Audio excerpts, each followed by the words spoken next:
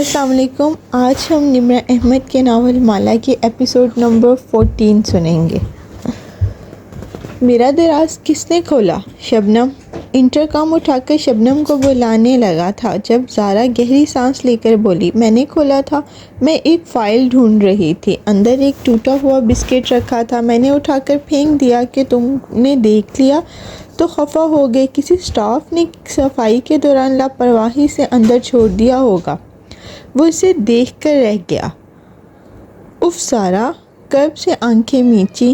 کیا میں نے کچھ غلط کیا؟ زارینہ کے آبرو تعجب سے کٹھے ہوئے. نہیں. اس نے گہری سانس لی اور جھٹکے سے دراز بند کیا. اچھا کیا جو پھینک دیا. میں بھی یہی کرنا تھا. کچھ تھا جو اس میں بدل گیا تھا. کچھ ایک کیکٹس کے پودے اور ایک ٹوٹی ہوئی خطائی سے بڑھ کر تھا. وہ چلی گئی تو کمرے میں سناٹا چھا گیا. اب صرف وہ تھا اور اس کی تنہائی. کافی شاپ میں کافی کی مخصوص خوشبو پھیلی تھی. وہ دونوں آمنے سامنے بیٹھے تھے. پس منظر میں ہلکا سا میوزک بج رہا تھا. زیاد ہمیشہ کی طرح ڈیسنٹ لگ رہا تھا. نیلی پولو شرٹ پہنے، اس کے بال سلیقے سے بنے تھے اور چہرے پر سنجیدگی تھی. وہ اسے اپنی ماں کی طبیعت کے بارے میں بتا رہا تھا اور وہ دھیان سے سن رہی تھی. معلوم نہیں انہیں کیا ہوتا جا رہا ہے کشمالہ. وہ آزردگی دکھائی دیتا تھا. اب میں اس کی کیفیت سمجھ سکتا ہوں. کیسے آپ اپنی امی کے لیے پریشان ہوتی تھی. اسے اپنا خواب یاد آ گیا لیکن بولی کچھ نہیں. چیک اپ کروایا؟ وہاں کروایا تھا، اب یہاں بھی کروائیں گے. ڈاکٹرز کا کہنا ہے کہ کسی چیز کا سٹریس ہے. بظاہر سب ٹھیک ہیں لیکن وہ بہت تکلیف میں لگتی ہیں. جیسے اس کی آواز مدھم ہوئی. کوئی اندیکھی طاقت انہیں ہرٹ کر رہی تھی. کشمالہ سن رہے گی. ساکت. جامد. آپ ان دیکھی چیزوں پہ یقین کرتے ہیں؟ پہلے نہیں کرتا تھا لیکن کچھ دنوں سے گھر میں عجیب واقعات ہو رہے ہیں. وہ پریشان لگ رہا تھا. وہ بالکل ساکت سے سنے گئی. کبھی گھر سے باہر نکلتا ہوں تو پانی پڑا ہوتا ہے. کبھی خون کے چھینٹے میرے کپڑوں پر آتے ہیں. امی کو بھی چند ہفتوں سے برے خواب آ رہے ہیں. شاید کوئی پیچھے پڑا ہے. اوف. کیا یہ ہر گھر کی کہانی تھی؟ کیا زیاد کا بھی کوئی دشمن تھا یا کیا ان دونوں کا دشمن ایک ہی تھا؟ آپ کو کیا لگتا ہے کوئی آپ کو کیوں نقصان پہنچانا چاہتا ہوگا؟ مجھے یہی نہیں سمجھ آتا. امی کا خیال ہے کہ وہ رکا.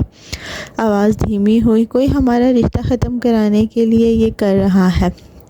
اس سے پہلے یہ سب نہیں ہوتا تھا. وہ رکا اور گہری سانس لے کر تصدیق کی. کافی عرصے سے یہ نہیں ہوا تھا. پہلے کب ہوا؟ وہ چونکی.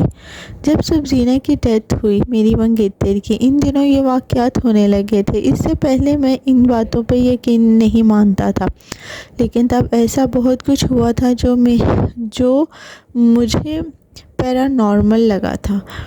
کیا کوئی یہ چاہتا تھا کہ آپ کی شادی نہ ہو؟ وہ چونک گئی. امی کو ایسے ہی لگتا ہے.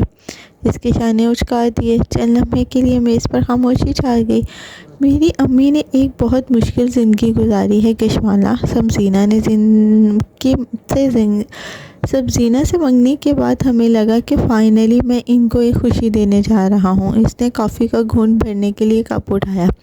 لیکن اس کی ڈیتھ کے بعد سے امی بہت غمگین رہنے لگی تھی. یہ تو آپ کی وجہ سے وہ بالآخر زندگی کی طرف لوٹ آئی ہیں. وہ ہلکا سا مسکرائی. زیاد کے بعد مکمل کی. وہ شاید بھی تھی. پھر وہ گھنگھارا. آپ نے کیا سوچا؟ سوچ رہی ہوں ابھی. وہ گہری سانس لے کر پیچھے ہوئی جیسے کوئی فیصلہ نہ کر پا رہی ہو. کیا آپ اپنی منگیتر کی موت کے غم میں اس سے نکل آئے ہیں؟ کسی اپنے کی موت کا ٹراما بہت شدید ہوتا ہے. اب میں کافی بہتر ہوں لیکن میں نے یہ جان لیا ہے کہ جب تک میں آگے نہیں بڑھوں گا اور محبت کو اپنی زندگی میں داخل ہونے نہیں دوں گا میں ہیل نہیں کروں گا. آپ کو لگتا ہے محبت انسان کو ہیل کر سکتی ہے؟ وہ مسکرایا اور اسی نرمی سے کہنے لگا، محبت ہی تو انسان کو ہیل کرتی ہے. محبت سب سے بڑا مرہم ہے. جب محبت دروازے پر دستک دے تو اسے اندر آنے دینا چاہیے کیونکہ وہی ہمیں تندرست کر سکتی ہے. وہ کتنا اچھا بولتا تھا، کتنی خوبصورت باتیں کرتا تھا. وہ مسکرا کر اسے دیکھے گئی. بہت دن بعد دل پہ بڑے بوجھ ہٹے تھے. کیا آپ محبت کو اپنی زندگی میں داخل ہونے دیں گی؟ کشمالہ کا چہرہ جھکا دیا۔ وہ ابھی تک فیصلہ نہیں کر پا رہے تھے۔ ہمیں پہلے ایک دوسرے کو تھوڑا جان لینا چاہیے، وہ سوچ کر کہنے لگے۔ مثلاً ایک دوسرے کو اپنے بارے میں بتانا چاہیے، جیسے ہماری زندگی میں ترجیحات کیا ہیں۔ میں سن رہا ہوں۔ وہ نرمی سے مسکراتے ہوئے اسے سننے لگا۔ مجھے دیکھ کر آپ کو کیا لگتا ہے کہ میں کیسی ہوں؟ زیاد نے مسکرا کر ایک نظر اس کو دیکھا، پھر اس کے بیگ کو، اور پھر نگاہ جھکا کے اس کے ہائی ہیلز کو۔ آپ ہائی مینٹیننس لڑکی ہیں۔ کشمالہ ہلکا سا ہنس دی، کانوں میں پہنے ڈائمنڈز چمک اٹھے۔ میں ہائی مینٹیننس ہوں بالکل، لیکن میں نے یہ زندگی اپنے لیے خود تعمیر کی ہے۔ یہ لائف سٹائل، یہ خود پہ پیسہ خرچ کیا ہے، یہ سب میں نے بہت محنت سے کیا ہے۔ چاہے بیگز ہوں، کپڑے ہوں یا ہائی ہیلز، یہ میرے لیے بہت معنی رکھتی ہیں۔ حالانکہ آپ دراز قد ہیں، آپ کو ہائی ہیلز کی ضرورت نہیں ہے۔ وہ حیران ہوا۔ مالا چند لمحے اسے دیکھتی رہی۔ وہ اسے ان ہیلز کا مطلب نہیں سمجھا سکتی تھی۔ وہ کسی ایسے شخص کو ان ہیلز کا مطلب نہیں سمجھا سکتی تھی جس نے 5 برس پہلے کی کشمالہ کو نہ دیکھا ہو۔ میں آپ کو نہیں سمجھا سکتی، میرے لیے ہائی ہیلز، میرے اپنے پیسے سے خریدی جیولری اور میرے پودے کتنے اہم ہیں۔ میں سطحی نہیں ہوں، لیکن میں خود کو بہت بنا سنوار کر رکھتی ہوں۔ اگر آپ مجھے اپنی زندگی میں شامل کرنا چاہتے ہیں تو آپ کو ان تمام چیزوں کے ساتھ ایسے ہی قبول کرنا ہوگا۔ کشمالہ، کیا آپ کے لیے چیزیں اہم ہیں؟ کیونکہ میرے لیے انسان اور رشتے اہم ہیں۔ وہ الجھ سا گیا تھا۔ میں نے کہا نا، میں آپ کو نہیں سمجھا سکتی۔ میرے لیے رشتے بہت اہم ہیں، لیکن اتنا ہی اہم میرے لیے میرا کام ہے۔ میری زندگی اپنے کام کے بغیر ادھوری ہے۔ میں کام کیے بغیر نہیں رہ سکتی۔ مجھے کوئی میڈلر لائف نہیں چاہیے جس میں ایک گھریلو عورت بن کر صبح سے شام تک گھر صاف کرتی رہوں۔ مجھے زندگی میں کوئی مقصد چاہیے۔ کیا آپ ایک ایسی ورکنگ وومن سے شادی کرنا چاہتے ہیں جو اپنے کام میں کبھی کمپرومائز نہ کرے؟ وہ کوئی 20 سال کی لڑکی نہیں تھی جو سوچے سمجھے بنا ایک تعلق میں چلی جاتی۔ وہ 28 برس کی تھی۔ اسے اپنی زندگی کی ترجیحات اور ضروریات پہلے دن سے بیان کرنی تھی۔ یہ 21ویں صدی ہے۔ وہ مسکرا دیا۔ عورت کے کام پر کسے اعتراض ہو سکتا ہے؟ آپ جو کرنا چاہیں آپ کر سکتی ہیں۔ نہ کمانا چاہیں تب بھی میں اچھا کما لیتا ہوں۔ کام کرنا چاہیں تو ضرور کریں۔ میں اکیلا رہتا ہوں۔ اگر آپ مجھ سے شادی کرتی ہیں تو آپ کو نہ سسرال کی خدمت کرنی ہوگی اور نہ ہی کسی کام کا بوجھ آپ کے پہ ڈالوں گا۔ میں ان مردوں میں سے نہیں ہوں جو بیوی کو کچن تک محدود کر دیتے ہیں۔ میری ماں کے گھر میں ہیلپرز ہیں، میں آپ کو بھی رکھوا دوں گا۔ گھر کے کام عورت کو کرنے چاہیے، لیکن اگر آپ کے ساتھ آپ اپنا کام بھی کرتی ہیں تو آپ 2 جگہ انرجی نہیں لگا سکتی۔ میں اس بات کو انڈرسٹینڈ کرتا ہوں۔ بائی دی وے، آپ کا اسسٹنٹ کہاں گیا؟ زیاد کو اچانک یاد آیا۔ اس کے چہرے پر سایہ سا گزرا۔ اس کو میں نے جاب سے فارغ کر دیا۔ آپ کی بات درست تھی، وہ کچھ ناقابل اعتبار سا تھا۔ خیر آپ اپنے بارے میں بتائیں۔ اس نے زیاد کے تبصرے سے پہلے بات پلٹ دی۔ میں ایک سادہ انسان ہوں، میں صاف گوئی سے کہنے لگا۔ میں جھوٹ کو پسند نہیں کرتا۔ میں جو ہوں وہی نظر آتا ہوں۔ مجھے سچی اور کھری بات کرنا پسند ہے۔ مجھے بیک چینل سے کام نہیں کرنا پسند۔ ہر چیز کلیئر ہونی چاہیے۔ میں وہی کپڑے پہنتا ہوں جو افورڈ کر سکوں۔ جو بات دل میں ہو وہی زبان پہ ہوتی ہے۔ میں جھوٹی تعریف نہیں کر سکتا کیونکہ میں جھوٹ نہیں بول سکتا۔ میں غلط مشورہ نہ دیتا ہوں اور نہ سنتا ہوں۔ میری زندگی میں ایک ہی عورت آئی تھی اور وہ تھی سبزینہ، لیکن میں اگر نئے تعلق میں جاؤں گا تو کسی بددیانتی کے ساتھ نہیں جاؤں گا، بلکہ اپنے دل کو مکمل خالی کر کے ہی نیا رشتہ بناؤں گا، پوری نیک نیتی کے ساتھ۔ وہ درست کہہ رہا تھا۔ اس نے آج تک کشمالہ سے جھوٹ نہیں بولا تھا۔ وہ اتنی نازک نہیں تھی کہ کسی کی سچی بات برداشت نہ کر سکے۔ خامیاں ہر ایک میں ہوتی ہیں۔ زیاد میں اپنی تمام خوبیوں کے ساتھ ایک یہی خامی تھی کہ وہ کچھ زیادہ ہی کھری بات کرتا تھا۔ یہ زندگی تھی، فلم نہیں۔ یہاں لوگ پرفیکٹ نہیں ہو سکتے تھے، کہیں نہ کہیں سمجھوتا کرنا پڑتا تھا، اور وہ زیاد کی اس عادت کے ساتھ سمجھوتا کر سکتی تھی۔ میں ابھی آپ کو کوئی حتمی جواب نہیں دے رہی، لیکن آپ نے پہلے ہی پلان کر رکھا ہے کہ آنٹی کے ساتھ میرے گھر آئیں گے تو ضرور آئیں، تب تک میں فیصلہ کر چکی ہوں گی۔ بہت سوچ سمجھ کے اس نے یہی کہا اور پھر وہ مسکرا دی۔ اس کی ایک مسکراہٹ نے بالآخر زیاد سلطان کے دل میں امید جگا دی۔ سبزینہ کی موت کے بعد اسے ہیپی اینڈنگز پر بھروسہ نہیں رہا تھا، لیکن اب بالآخر ایک امید بندھی تھی۔ اس رات ماہر کی گھنٹی کرنے پر فیضی خانم نے اپارٹمنٹ کا دروازہ کھولا تو دیکھا وہ کوٹ ہاتھ سے پکڑے کندھے پر ڈالے ہوئے تھا، شرٹ کے کف مڑے ہوئے تھے، ٹائی ڈھیلی تھی۔ خوش آمدید ماہر بے۔ فیضی نے بے فکری سے اسے دیکھتے ہوئے اس کا کوٹ لیا اور ماہر نے بند مٹھی بلند کی۔ فیضی نے اپنی ہتھیلی پھیلائی، ماہر نے مٹھی کھولی کہ والے کف لنکس فیضی کی ہتھیلی پر گرے۔ آپ ٹھیک ہیں؟ انہوں نے تشویش سے پوچھا۔ وہ بس اداسی سے مسکرایا اور جھک کے جوتے اتارنے لگا۔ کچھ کھائیں گے؟ وہ جرابوں سے چلتا ہوا راہداری کے آگے بڑھ رہا تھا جب فیضی پریشانی سے پیچھے آئیں۔ اس نے نفی میں سر ہلا دیا، قدم قدم چلتا آتش دان کی طرف آیا۔ وہاں کی تار میں سجی موم بتیاں اس کی منتظر تھیں، ایک اپنی جگہ سے 2 انچ آگے رکھی تھی۔ اس نے آہستہ سے اس کو پیچھے دھکیلا، اب وہ برابر ہو گئی۔ پھر اس نے جیب سے لائٹر نکالا اور اس کا شعلہ کونے میں رکھی ایک موم بتی کے قریب کیا۔ موم بتی جل اٹھی۔ وہ لائٹر رکھ کے مڑا تو سامنے کچن کاؤنٹر پر نظر پڑی۔ وہاں بیربل کی بیکری کے کیکس کے 2 ڈبے رکھے تھے۔ اس نے سوالیہ نظروں سے فیضی خانم کو دیکھا۔ میں نے کہا تھا گھر میں بیکری آئٹمز، یہ بیربل آپ کے لیے لایا ہے، وہ جلدی سے بولی۔ ماہر کے ابرو تعجب سے اکٹھے ہوئے، پھر وہ سست روی سے چلتا ہوا کاؤنٹر تک آیا۔ پہلے ڈبے کو اوپر لکھا تھا، اگر پروجیکٹ اپروو ہو جائے تو اس ڈبے کو کھولیے۔ ماہر نے ڈھکن اٹھایا، اندر فونڈنٹ سے بنا ایک چکور کیک رکھا تھا جو سرخ عمارت کی ہو کاپی تھی۔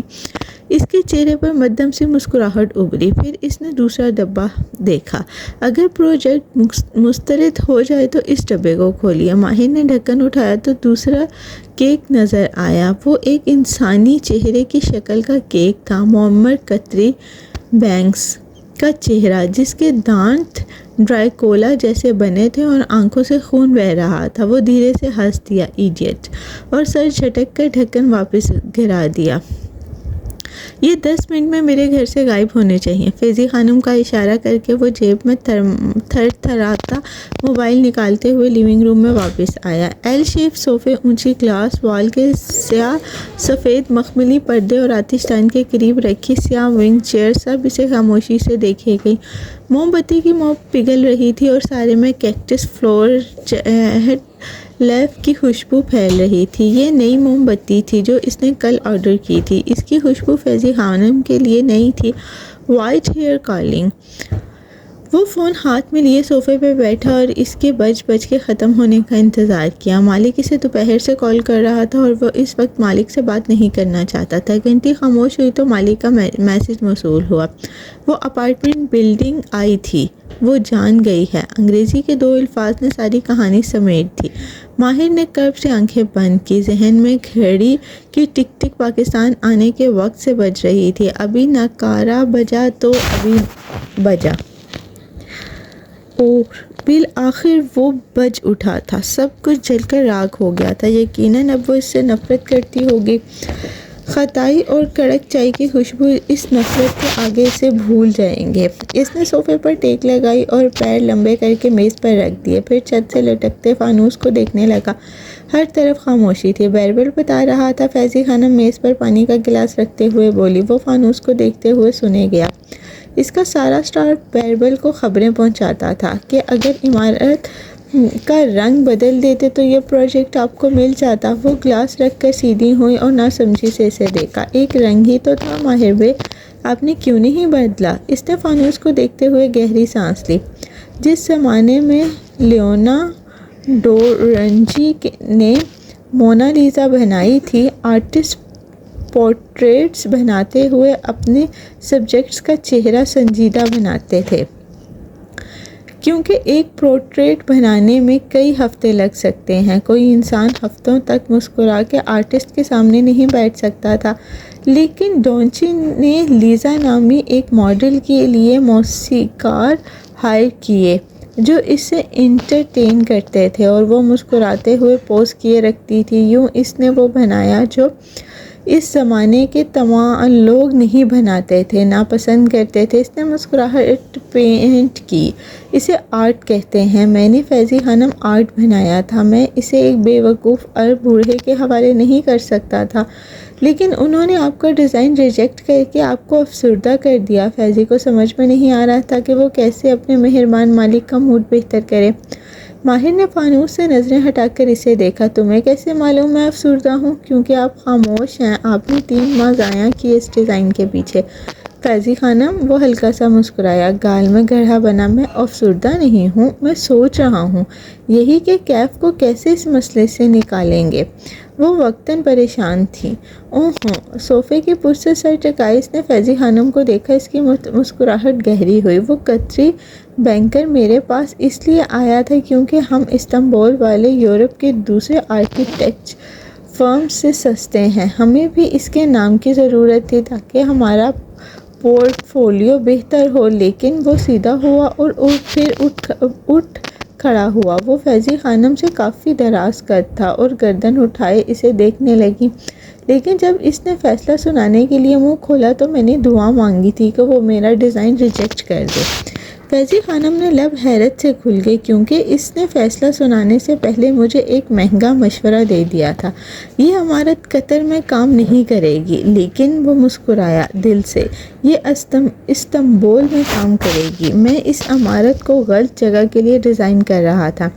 یعنی آپ اس کے انکار سے خوش ہیں؟ ماہر نے دھیرے سے اس بات میں سر ہلایا کیونکہ میں ایک بزنس مین ہوں اور بزنس مین کا لالچ قبر میں جا کر ہی ختم ہوتا ہے فیضی خانم، اور مجھے لالچ آ گیا ہے۔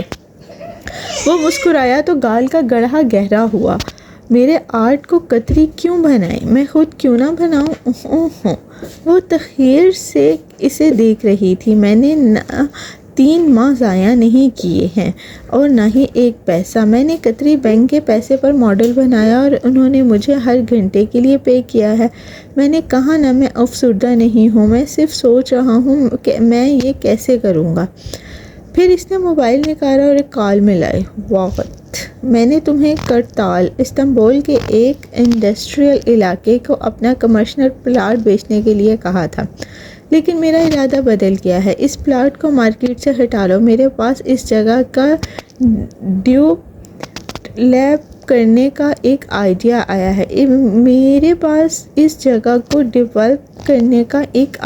آیا ہے۔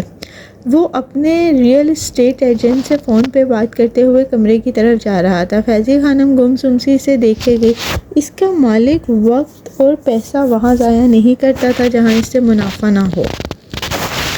لاہور کے گلاس ٹاؤن نامی ریسٹورنٹ میں ایک صبح مہمانوں کے رش معمول کی طرح لگا تھا۔ انگریزی ناشتے اور چائے کافی کی مہک سارے میں پھیلی تھی۔ ایسے میں لان اور برآمدے کے درمیان بنی شیشے کی دیوار کے ساتھ فرش پہ کشمالہ بیٹھی تھی، ماتھے پہ سبز رومال باندھے۔ وہ پینٹ کے سامان اطراف میں بکھرائے برش سے شیشے پر آنسو بنا رہی تھی، یا شاید وہ بارش کے قطرے تھے۔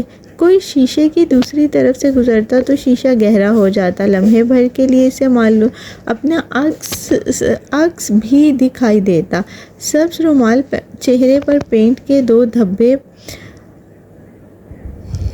ایک دم سے ذہن میں قدیم لاہور کی وہ دوپہر تازہ ہوئی۔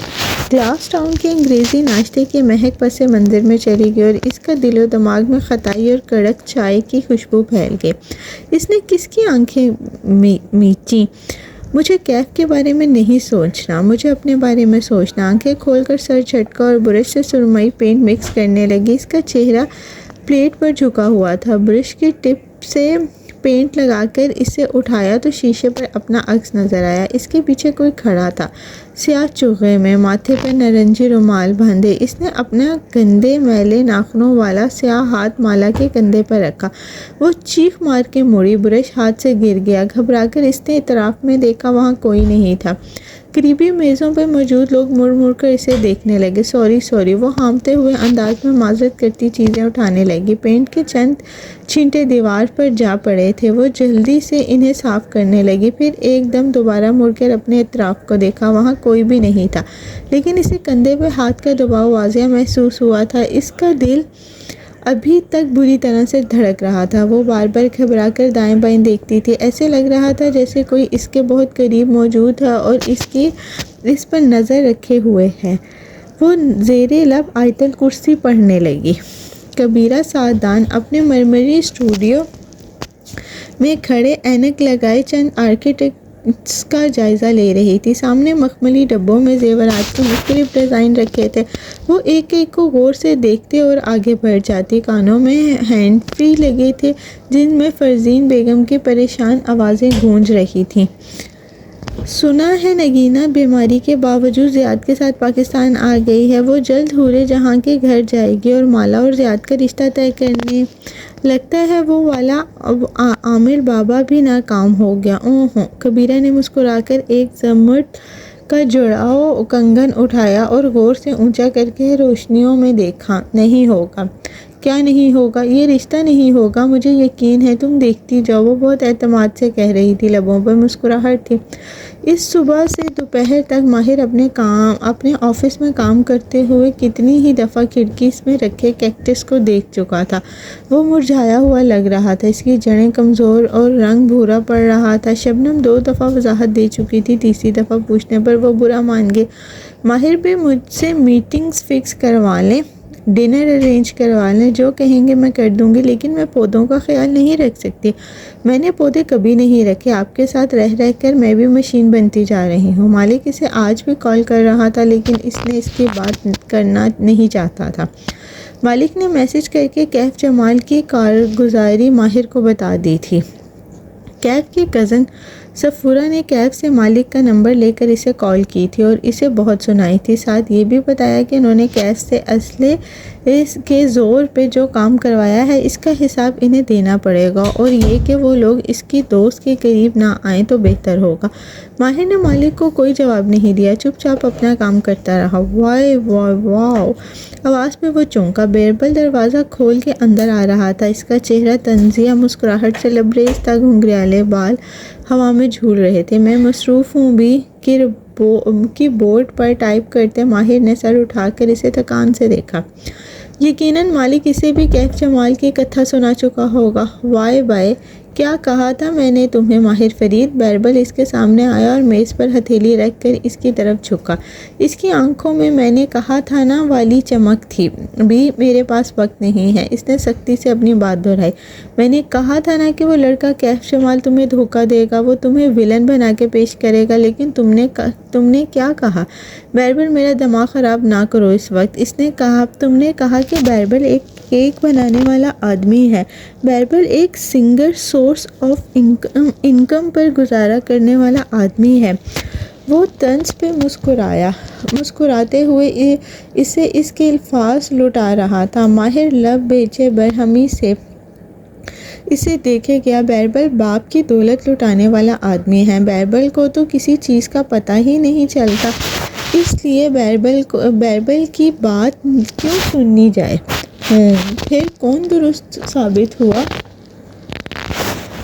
ماہر نے انٹر کا اٹھایا اور دبا سا گرایا۔ شبنم، نہیں ماہر بے، میری پوری بات سنیں۔ وہ میز پر ہاتھ رکھے جھٹکا کھڑا تپانے والی مسکراہٹ کے ساتھ کہہ رہا تھا۔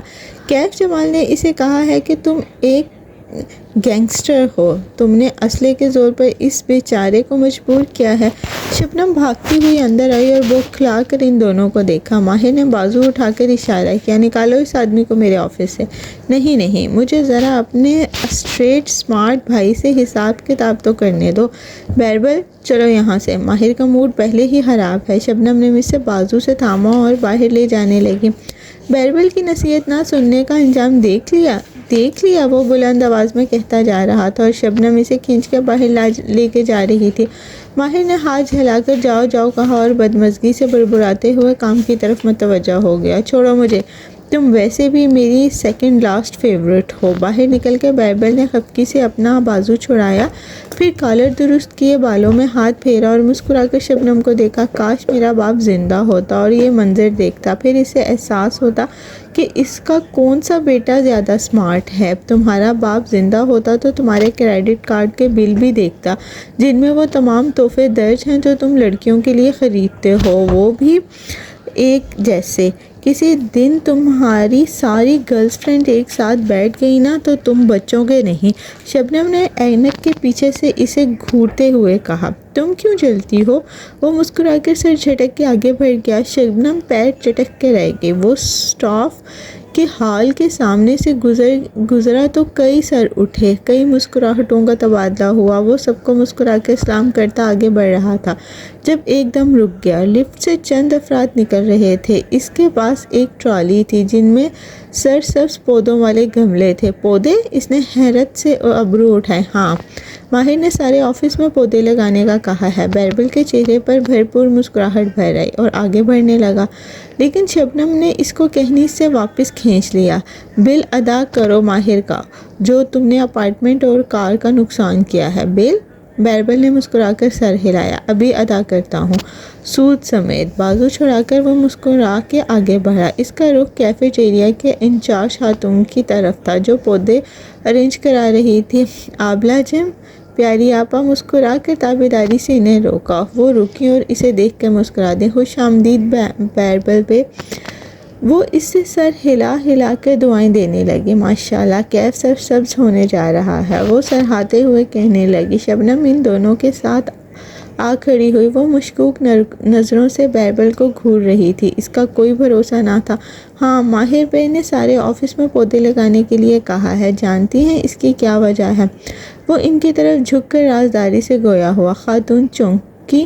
شبنم نے بھی کان کھڑے ہو گئے۔ کیا؟ اس نے ماہر فرید جہاں چھٹیاں گزارنے گئے تھے وہاں ایک لڑکی سے انہیں محبت ہو گئی ہے۔ وہ کسی باغبان کی بیٹی ہے۔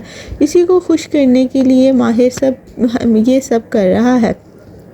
جہاں شبنم کا منہ کھلا کا کھلا رہ گیا، وہاں خاتون کے ہونٹوں پہ ہاتھ رکھ لیا۔ ایک لمحہ شوق میں گزرا، دوسرے ہی لمحے وہ بڑی ایکسائٹمنٹ سے بولی، واقعی کوئی لڑکی ہے کیا؟ وہ نہیں تو اور نہیں تو کیا، عشق اور مشق چھپائے تھوڑی چھپتے ہیں۔ ورنہ وہ ہنس کے بولا، اس روبوٹ کو کون بدل سکتا تھا؟ بیربل؟ شبنم نے زور سے پیر چٹکا۔ بیربل مسکرا کر ہاتھ ماتھے تک لے گیا۔ اپنے باس کو میرا سلام کہنا۔ ایک آنکھ دبائی اور کندھے سے نادیدہ گرد جھاڑتا آگے بڑھ گیا۔ ساتھ ہی وہ زیر لب ہنستا جا رہا تھا، اور مانگے مجھ سے بل۔ آبلہ؟ شبنم پریشانی سے گویا ہوئی۔ یہ تو ایسے ہی بولتا رہتا ہے، جھوٹا ہے ایک نمبر کا۔ پلیز یہ بات آگے کسی کو نہ کہنا۔ توبہ توبہ، میں کیوں کہوں گی؟ مجھے علم ہے بیربل کی عادت کا۔ سمجھو اس کی بات کی اور ہونٹوں پہ زپ لگانے کا اشارہ کیا۔ وہ بات دفن ہو گئی۔ وہ اسے یقین دلاتی آگے بڑھ گئی، البتہ چہرہ ایکسائٹمنٹ سے تمتما رہا تھا۔ شام سے پہلے یہ بات سارے آفس کو معلوم ہو چکی تھی۔ زیاد نے کہا تھا کہ وہ اور نگینہ آنٹیز کا رشتہ مانگنے آئیں گے، اور وہ آ گئے تھے۔ اس نے اپنے کمرے کی کھڑکی سے فروٹ باکسز اور مٹھائی کے ٹوکرے اندر جاتے دیکھے تھے۔ جیسے روایتی خاندانوں میں ہوتا ہے، سب کچھ ویسے ہی ہو رہا تھا۔ کھڑکی سے اس نے زیاد کے ہاتھ پکڑ کے اسٹک کے سہارے چلتی نگینہ آنٹی کو بھی دیکھا تھا۔ وہ پہلے کی نسبت کمزور اور بیمار لگ رہی تھی۔ مالا نے سیاست سے سوچا کہ ان کا دشمن ایک ہی تھا۔ وہ جس کے اس کی ماں کو بیمار کیا، وہی نگینہ آنٹی کو بیمار کر رہا تھا۔ بیمار اللہ کرتا ہے، وہی ہنساتا ہے، وہی رلاتا ہے۔ جادو تو بس ایک سبب ہے۔ ماہی نے اس کی بات سن کر فوراً سے تبصرہ کیا۔ ماہی کا چہرہ اس وقت اس کے فون کی اسکرین پر نظر آ رہا تھا۔ سنگار میز کے آئینے کے سامنے اس نے فون سیٹ کر رکھا تھا، یوں کہ وہ ماہی کو دیکھ سکتی تھی اور ماہی اسے۔ وہ اپنا عکس دیکھتے ہوئے تیار ہو رہی تھی۔ ہلکے نم بال شانوں سے بکھرے ہوئے تھے، سبز آنکھوں پر براؤن لائنر لگا تھا۔ دائیں بائیں گھما کے چہرے کو غور سے دیکھا، ایک پمپل بھی نہیں تھا۔ شکر، تم نے فیصلہ کر لیا؟ ابھی تھوڑا ہی فیصلہ سنانا ہے۔ ابھی وہ رشتہ مانگیں گے، پھر کچھ دن بعد ہم انہیں جواب دیں گے۔ ہماری روایات بھول گئی ہو کیا؟ مالا برش سے چہرے پر اور فنیشنگ پاؤڈر ہلکا ہلکا ٹیپ کر رہی تھی۔ اس نے فیروزی دوپٹے کے ساتھ ہم رنگ چکن کاری کی قمیض پہن رکھی تھی۔ اس کی چوڑی دار آستین تھی۔ مگر تم خوش ہو نا مالا؟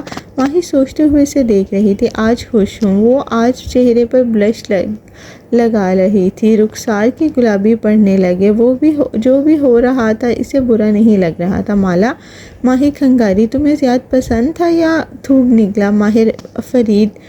مالا کی مسکراہٹ غائب ہوئی۔ شوقی نظروں سے اسکرین پر نظر آتی ماہی کو دیکھا۔ ظاہر ہے زیاد کیف کے بارے میں ایسا نہیں سوچ سکتی تھی۔ وہ ایک اچھا کولیگ تھا، ایک دوست کی طرح۔ مجھے نہیں پتا وہ کیا تھا، وہ جھنجھلائی۔ لیکن وہ جو بھی تھا وہ نہیں تھا۔ زیاد کم از کم ایک سچا انسان ہے۔ جو نظر آتا ہے وہی ہے۔ تم اسے ابھی تک کیف کہتی ہو، حالانکہ اس کمبخت کا نام ماہر ہے۔ ماہر نے جواب نہیں دیا۔ وہ اب کانوں میں فیروزی پتھروں والے ٹاپس پہن رہی تھی۔ ویسے وہ کمبخت مل جائے مجھے کہیں، میں نے اس کا منہ توڑ دینا ہے۔ ماہی، اس کا ذکر مت کیا کرو۔ وہ میری زندگی میں جا چکا ہے، اب میرا اس سے کوئی تعلق نہیں ہے۔ لیکن تم اس سے نفرت کرتی ہو مالا، اور نفرت کا تعلق اتنا ہی مضبوط ہوتا ہے جتنا محبت کا۔ ٹاپس پہنتے پہنتے اس کی انگلیاں تھم گئی۔ پھر اس نے سر جھٹکا۔ ماہی، تم اس کو نہ سٹاک کرو گی اور نہ سرچ کر کے میسج کرو گی، اچھا؟ اسے ماہی کی عادت کا علم تھا، اس لیے دوبارہ تنبیہ کی۔ اور اگر کبھی اس نے تم سے رابطے کی کوشش کی تو تم جواب تک نہیں دو گی۔ یوں ہی ایک ڈر سا تھا وہ کسی دوسرے کے ذریعے مالا سے رابطہ کرنے کی کوشش کرے گا، یہ شاید امید تھی۔ ماہی آگے سے ہنس دی۔ مجھ سے رابطے کی اس نے کوشش کی تو ایسی طبیعت صاف کروں گی، یاد رکھے گا، امیر باپ کا بیٹا ہوگا اپنے ملک میں، میرے ہاتھ لگ گیا نا کسی دن۔ ماہی دانت کھچا کر کہہ رہی تھی۔ اسے اس سائیکوپیتھ امیر آدمی پر بہت غصہ تھا، سوائے ایک کے، اسے سارے امیر آدمی برے لگتے تھے۔ لیکن مالا، تم واقعی زیاد سے شادی کر لو گی؟ ماہی نے پکارا۔ وہ کچھ متذبذب سی تھی۔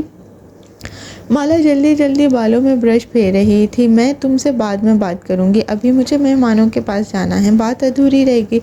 فیروزی لباس والی لڑکی نے آئینے میں اپنا عکس دیکھا اور مسکرا دی۔ پھر اسے اپنی خوشی پہ حیرت ہوئی۔ وہ واقعی بہتر محسوس کر رہی تھی۔ کیف پس منظر میں چلا گیا تھا، اب صرف زیاد تھا اور اس کے لیے زیاد کا بڑھا ہوا ہاتھ۔ وہ سفید ہیل سے چلتی باہر آئی اور لمبے بال کندھے پر ایک طرف ڈالے ہوئے تھے۔ باہر لاؤنج میں سب بیٹھے تھے، معید اور ماں ایک تخت پہ اور سامنے صوفوں پر نگینہ آنٹی اور زیاد۔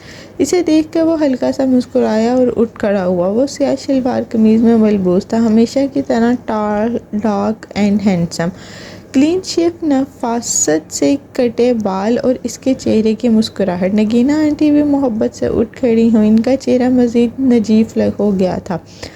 وہ تکلیف میں لگتی تھی، ابھی تک ان کی بیماری ڈائگنوز نہیں ہوئی تھی۔ وہ ان کے سامنے ایک سنگل صوفے پر بیٹھ گئی، ٹانگ پہ ٹانگ رکھ لی۔ مالا نے آنے سے پہلے ہی نگینہ آنٹی کی رشتے کی بات کر دی تھی، اس سے پہلے کہ نگینہ آنٹی نے ماں سے اس کا رشتہ عام بات چیت کے دوران ہی مانگا تھا۔ اس بات کو کئی ہفتے بیت چکے تھے، اب وہ پورے چاہ سے آئی تھی اور روایتی خاندانوں کی طرح معید اور ماں نے سوچنے کا وقت لیا تھا۔ جب تک وہ لاؤنج میں آئی وہ سب خاندان والوں کی نارمل باتیں کر رہے تھے، موسم کا حال، کس کے ہاں کیا چل رہا ہے۔ زیادہ تر خاموشی سے مسکراتا رہا اور وہ بھی بس نرمی سے مسکرائے گی۔ ان دونوں کو آپس میں بات چیت کی ضرورت نہیں تھی، بس خاموشی باتیں کرتی رہی۔ اب بہت عرصے بعد وہ کھل کے خوش ہوئی تھی۔ استنبول کے علاقے لیونت میں بنے کیف نامی 4 منزلہ ولا میں آج کی صبح مختلف سی اتری تھی۔ ماہر فرید کی کار جب گیٹ سے اندر داخل ہوئی اور وہ کوٹ کا بٹن بند کرتا باہر نکلا تو ویلے کے آگے بڑھ کر دانت نکالتے ہوئے کہا، پلانٹس بہت اچھے لگ رہے ہیں آفس میں۔ ماہر محض ہوں کہہ کے آگے بڑھ گیا۔ گلاس ڈور کھلے تو سامنے کیف کی ریسپشنسٹ نظر آئی۔ آج اس کی مسکراہٹ کچھ زیادہ ہی معنی خیز تھی۔ پلانٹس سے ہمارا اسٹوڈیو آفس سج سا گیا ہے ماہر بے، اس نے مسکرا کر کہا اور ماہر نے سر کو جنبش سے تعریف وصول کی اور لفٹ کی طرف بڑھ گیا۔ یوں ہی اسے محسوس ہوا کہ اس کے پیچھے بیگ لے کے آتے ڈرائیور اردل اور ریسپشنسٹ کے درمیان معنی خیز مسکراہٹ کا تبادلہ کیا ہے۔ پلانٹس بہت اچھے لگ رہے ہیں ماہر۔ لفٹ میں ایک آرکیٹیکٹ نے اوپر مین ہال میں ڈیزائنر کے گروپس نے، یہاں تک کہ صفائی کرتے خاکروب نے بھی دانت نکال کر جب کہا تو وہ ٹھٹکا، مڑ کے اطراف میں نظر ڈالی، آنکھیں سوچنے والے انداز میں چھوٹی کی۔ اسے محسوس ہو رہا تھا کہ اسٹاف کی نظریں اس پر ہیں۔ کچھ سر اوپر ہوئے، دبی دبی ہنسی۔ اس روز والی جونیئر آرکیٹیکٹ اسے دیکھتے ہی اپنا ٹیب لیے آگے مسکرا کر اسے اپنا کام دکھایا۔ اب کیسا بنا ہے؟ ماہر نے ایک نظر اس کے ٹیبلٹ کو دیکھا۔ سر لوکیشن ٹھیک ہے اب، لیکن کہتے ہیں تو پلانٹس ایڈ کر دوں؟ پلکیں جھپکا کے معصومیت سے بولی تو وہ چونکا، ٹیب واپس تھمایا اور وہ ہنستے ہوئے وہاں سے چلے گئے۔ وہ اسے سوچتی نظروں سے دیکھنے لگا، کوئی تو گڑبڑ ہے۔ اس نے آفس کے باہر شبنم کے ڈیسک رکھا تھا۔ اسے آتے دیکھ کر شبنم گڑپ سے سر جھکائے کچھ تلاش کرنے لگی۔ شبنم، وہ اس کے ڈیسک کے پاس رکا۔ جی ماہر بے؟ وہ تھوڑی سینے سے لگائے دراز میں ہاتھ مار رہی تھی۔ کوئی بات ہوئی ہے کیا آفس میں؟ مجھے کچھ نہیں پتا۔ وہ اب پوری جھک کر پیپرز بن میں پڑے کاغذ ادھر ادھر کر رہی تھی۔ شبنم، وہ دانت پہ دام جما کے بولا، لیکن وہ سر اٹھانے سے انکاری تھی۔ وہ آفس ڈور کی طرف بڑھا۔ اسی وقت قریبی کیبن میں موجود دو لڑکیاں جو ایک ساتھ ایک اسکرین پہ کام کر رہی تھی ماہر کو دیکھ کر مسکرائی اور سر قریب کیے آپس میں کہنے لگی، لڑکی فلورسٹ ہے؟ نہیں، اس کا باپ باغبان ہے۔ انہوں نے دانستہ طور پر آواز اتنی اونچی رکھی تھی کہ وہ سن لے۔ ابھی کل ہی تو ان دونوں کو ماہر سے ڈانٹ پڑی تھی۔ بیربل، اس نے مٹھیاں بھینچ لی، پھر تیزی سے واپس شبنم کے ڈیسک تک آیا۔ شبنم جو ابھی سیدھی ہوئی تھی، اس نے فوراً چہرے کو آگے ایک فائل پہ پھیلا لی۔ گارڈز کو اطلاع کر دو، آج سے بیربل فرید کا ہمارے آفس میں داخلہ بند ہے۔ وہ غصے سے گھرایا اور پھر رکا نہیں، سیدھا اپنے آفس میں چلا گیا اور دروازہ ٹھا کی آواز سے بند کیا۔ شبنم نے فائل اٹھائی اور بڑے ہی سکون سے ریسیور اٹھا کر لائن میں لائی۔ گارڈ، آج سے بیربل فرید کا 12ویں دفعہ ہمارے آفس میں داخلہ بند ہے۔ گیٹ پر بنی کینوپی میں موجود گارڈ نے تابعداری سے اس کا فرمان سنا اور فون رکھتے ہوئے ساتھ والے گارڈ کو مخاطب کیا، اچھا ہوا ماہر بے نے اس کا داخلہ بند کیا، کئی دن سے وہ خالی ہاتھ آ رہا تھا۔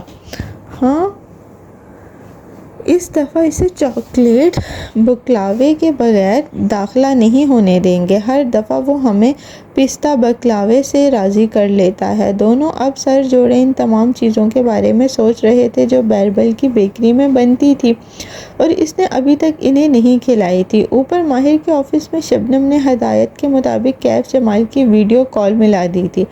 ماہر سیٹ پر ٹیک لگائے بیٹھا کمپیوٹر اسکرین پر جاتی گھنٹی دیکھ رہا تھا۔ سلسلہ ملتے ہی کیف جمال کا چہرہ روشن ہوا۔ وہ غالباً ابھی نیند سے جاگا تھا اور ماہر فرید کی شکل دیکھ کر اس کے 14 طبق روشن ہو گئے۔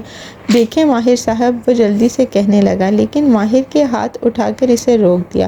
پیچھے ٹیک لگائے وہ اجلی سفید شرٹ اور گرے ٹائی میں ملبوس تھا۔ تمہارا بزنس پلان کہاں تک پہنچا؟ کیف نرمی سے پوچھا۔ چہرے پر مسکراہٹ بھی آئی تھی۔ بنا رہا ہوں۔ کیف نے تھوک نکلا اور لہجے کو سرسری سا بنایا۔ ماہر نے سر جھٹکا، کہا تھا نا تم کبھی کامیاب نہیں ہوگے، لوزر تھے اور رہو گے۔ خیر، میں نے تمہیں اس لیے فون کیا۔ اس نے کڑک چائے اور گرما گرم مگ اٹھایا اور ایک گھونٹ بھرا۔ جانتا ہوں آپ نے کس لیے فون کیا ہے۔ کیف کی نیند کھل چکی تھی اور ذہن تیزی سے کام کر رہا تھا۔ آپ یقیناً یہ ویڈیو کال ریکارڈ کر رہے ہیں اور اس میں مجھ سے جھوٹ بولنے کا اعتراف کرائیں گے تاکہ اس کی کاپی صفورہ اور کشمالہ کو بھجوا کے مجھے جھوٹا ثابت کر سکے، لیکن میں آپ سے نہیں ڈرتا۔ میں نے انہیں کچھ غلط نہیں کہا، میں اپنے الفاظ پر قائم ہوں۔ ماہر فرید ہلکا سا ہنس دیا۔ ہمارے ہوٹل سویٹ کی میٹنگ کی ویڈیو اور آڈیو میرے پاس ہے کیف۔ تمہیں جھوٹا ثابت کرنے کے لیے وہی کافی ہے، لیکن مجھے اس کی ضرورت نہیں ہے۔ مسکراہٹ اس کے لبوں سے جدا نہیں ہو رہی تھی۔ پھر کیا چاہتے ہیں آپ؟ کیف جمال اس کی آنکھیں پڑھنے کی کوشش کر رہا تھا۔ ماہر نے اسے پہلی دفعہ فون کیا تھا۔ تم نے کشمالہ سے کہا تھا میں نے تمہیں اسلحے کے زور پر ڈرایا تھا۔ یہ بات مجھے اچھی نہیں لگی، اس لیے افسوس سے سر جھٹکا۔ میں صرف تمہاری غلطی کی تصحیح کے لیے تمہیں کال کر رہا ہوں۔ اس نے چائے کا ایک اور گھونٹ بھرا اور پھر اپنے کالر کے نادیدہ شکن درست کیے۔ تم مجھے سمجھ نہیں سکے کیف؟ دیکھو، وہ وقتاً سمجھانے والے انداز میں کہہ رہا تھا، جو ڈیل تم نے کی تھی وہ ایک مافیا باس یا گینگسٹر سے نہیں تھی، وہ ایک سینے پر انگلی رکھی بزنس مین کے ساتھ کی تھی۔ میں ایک بزنس مین ہوں، مجھے اسلحہ پسند نہیں ہے، مجھے نمبرز پسند ہیں۔ نمبرز اس دنیا کے سب سے بڑی طاقت ہوتے ہیں۔ ٹھہرو، میں تمہیں سمجھاتا ہوں۔ اس نے میز پہ رکھے کاغذ اٹھائے اور کیمرے میں لہرائے۔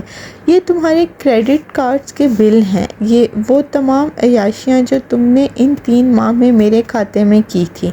کیف خاموش مگر سوچتی نظروں سے اسے دیکھے گیا۔ ماہر کاغذ سے پڑھ کے بتا رہا تھا، ریسٹورنٹ کے بل، مہنگے گیجٹس کی چائنا اور سنگاپور میں امپورٹ، دبئی کی ایک ٹور، ہوٹل، بینک، شاپنگ، کھانے، خواتین کے استعمال کی بہت سی چیزیں جو غالباً تم نے تحفے میں دی ہوں گی۔ تم نے ماشاءاللہ 3 ماہ میں 3 کارڈز کی لمٹس ختم کی ہے۔ اس نے کاغذ رکھے اور کیف جمال کی آنکھوں میں دیکھا۔ اور 3 ماہ بعد تم نے ہماری ڈیل توڑ دی۔ اس کی مسکراہٹ اب غائب تھی۔ تم نے کشمالہ سے جھوٹ بولا۔ آپ مجھ سے کسی بات کا اعتراف ویڈیو کال پر نہیں کرا سکتے۔ ماہر نے کاغذ رکھے اور مسکرا کر اسے دیکھا۔ تمہیں یاد ہے میں نے تمہیں ایک بات کہی تھی، کیا؟ یہی کہ $1 ملین کمائے نہیں جاتے، کسی سے لیے جاتے ہیں۔ میں نے یہ دولت اپنے باپ سے لی تھی اور مجھے اپنے باپ کی دولت کا ضیاع سخت ناپسند ہے۔ سوچو کیف، پھر میں تمہیں وہ دولت تمہارے اوپر کیوں ضائع کروں گا؟ کیونکہ میں ایک امیر آدمی کا ایڈونچر تھا۔ آپ یہ ثابت کرنا چاہتے تھے کہ میں ایک لوزر ہوں۔ وہ تلخ ہوا۔ نہیں، کیونکہ میں ایک بزنس مین کا بیٹا ہوں اور میرے باپ نے کئی سال پہلے مجھے ایک نصیحت کی تھی کہ اچھا بزنس مین کبھی بھی کام مکمل ہونے سے پہلے پوری پیمنٹ نہیں کرتا۔ وہ مسکرایا اور پیچھے ٹیک لگا لی۔ میں نے بھی نہیں کی، میں نے صرف تمہارے قرضے ادا کیے اور تمہیں نئے جوتوں کے لیے رقم کا ایک پیکٹ دیا۔ تمہاری باقی خرچوں کے لیے مالک نے تمہیں 3 کریڈٹ کارڈز بنوا کے دیے تھے۔ تمہیں کبھی کارڈز ایشو نہ ہوتے اگر مالک اپنے تعلقات استعمال نہ کرتا۔ پھر کیف جمال نے ناسمجھی سے اسے دیکھا۔ ہم نے ان 3 بینک اکاؤنٹس میں ایک خطیر رقم ڈلوائی تھی، لیکن بل کی ڈیٹ آنے سے پہلے ہم رقم نکال لیتے تھے۔ کہا نا، یہ میرے باپ کے پیسے ہیں۔ ہمارے نام کی وجہ سے بینکس کی تسلی تھی کہ رقم ادا ہو جائے گی۔ تم ایک کے بعد ایک کارڈ ختم کرتے ہوئے ہم نے بینک کے تمام کانٹیکٹس نہیں کرنے دیے، لیکن پھر کیف جمال تم نے ڈیل توڑ دی۔ 1 منٹ، وہ جیسے کسی خواب سے جاگا، بکھلا کر اسے دیکھا۔ وہ کریڈٹ کارڈز میرے نام پہ ہیں، مالک نے اسسٹنٹ نے مجھے بینک لے جا کے بنوائے تھے۔ ان کے بلز ادا نہیں ہوئے کیا؟ میں کام مکمل ہونے سے پہلے پوری پیمنٹ نہیں کیا کرتا کیف۔ میں ایسے شخص کے بلز کیوں ادا کروں گا جس نے اپنی طرف کی ڈیل توڑ دی ہے؟ نہیں، پلیز آپ ایسے نہیں کر سکتے، وہ بکھلا کے کہہ رہا تھا۔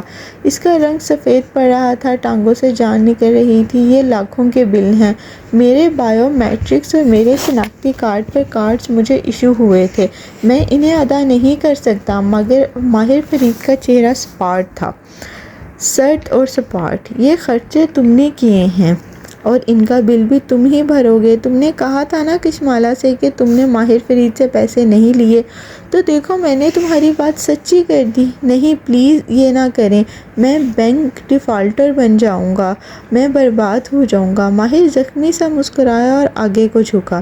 یہ تمہیں ماہر فرید کے بارے میں جھوٹ بولنے سے پہلے سوچنا چاہیے تھا۔ آپ جو کہیں گے میں کروں گا، میں کشمالہ کو سچ بتاؤں گا، میں کہوں گا کہ آپ کا کوئی قصور نہیں، میں سب اپنے ذمہ لے لوں گا۔ اب بہت دیر ہو چکی ہے کیف، اب تمہاری کسی گواہی کی کوئی فائدہ نہیں ہے، پلیز۔ اس کا سارا خون نچڑ چکا تھا، میرے کوئی با اثر رشتہ دار بھی نہیں ہیں جو مجھے بچا سکیں۔ صفورہ ویسے ہی میری شکل دیکھنا نہیں چاہتی۔ میں نے کہا نا کیف جمال، میں ایک بزنس مین ہوں، مجھے کسی کو مارنے کے لیے بندوق نہیں اٹھانی پڑتی، میرے لیے کریڈٹ کارڈ بلز اٹھا کے دکھائے نمبرز کافی ہوتے ہیں۔ پھر اس نے بٹن دبا کے کال بند کر دی اور انٹرکام اٹھایا۔ مالک کے اسسٹنٹ سے کہو کہ یہ بینک مینیجرز کو ہرا سگنل دے دے، ہمارا اس آدمی سے کوئی تعلق نہیں ہے، وہ اپنی وصولی اس سے خود کر سکتے ہیں۔ اسپاٹ لہجے میں کہہ کر اس نے ریسیور رکھ دیا اور پھر اپنے کام کی طرف متوجہ ہو گیا۔ اس کے چہرے پر کسی قسم کا ترس یا رحم نہ تھا۔ ڈیل توڑنے والوں کو اس نے کبھی پوری پیمنٹ نہیں کی تھی۔ اس شام فیضی خانم نے اس کے لیے اپارٹمنٹ کا دروازہ کھولا تو ان کے چہرے پر کچھ تھا جس کو دیکھ کر ماہر ٹھٹک گیا۔ مہمان آئے ہیں، انہوں نے دبے لفظوں سے اشارہ کیا۔ ماہر کی نظریں جوتوں کے ریک تک گئیں، وہاں کسی کے جوتے نہیں تھے۔ اس نے اچنبھے سے بوٹس اتارے اور جرابوں سے چلتا ہوا آگے آگے راہداری عبور کی اور سامنے لیونگ روم کے دہانے پر رکا۔ آتش دان کے ساتھ رکھی دائیں ونگ چیئر پر عبدالمالک فرید بیٹھا تھا، سوٹ میں ملبوس، جلد سے سفید بال سمیٹے، ٹانگ پر ٹانگ جمائے اور پیروں میں چمکتے ہوئے سیاہ بوٹ پہنے ہوئے تھا۔ ماہر نے ایک نظر اس کے جوتوں کو دیکھا۔ فیضی خانم پلیز میرے چچا کو کارپٹ شوز لا دیں، بہت ضبط سے کہا، پھر قدم قدم چلتا آیا۔